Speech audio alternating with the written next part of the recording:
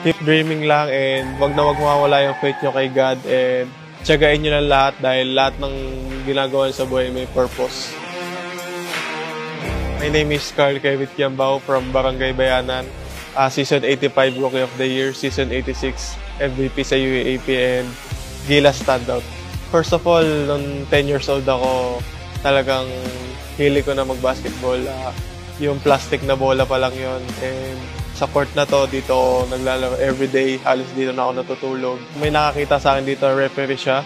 Dinala ko yung mentality na taga-bayanan ako. Hindi pwedeng hindi ko maabot yung pangarap. Nag-mythical 5 ako sa high school and then back-to-back champions sa NU Bullpups. Gilas member noong 2022. Season 85 ng UAAP, nag-Rookie of the Year ako. Nag-mythical 5, season MVP, finals MVP, and champion. Yung future plan ko talaga is makapagtapos sa pag-aaral sa De La Salle dahil first of all naman, yung basketball hindi habang buhay yan eh.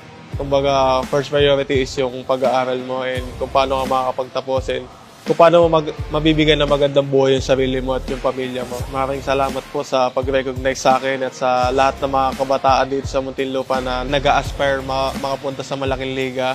Hopefully, madami po kayong matulungan and proud Muntinlupeño po talaga ako.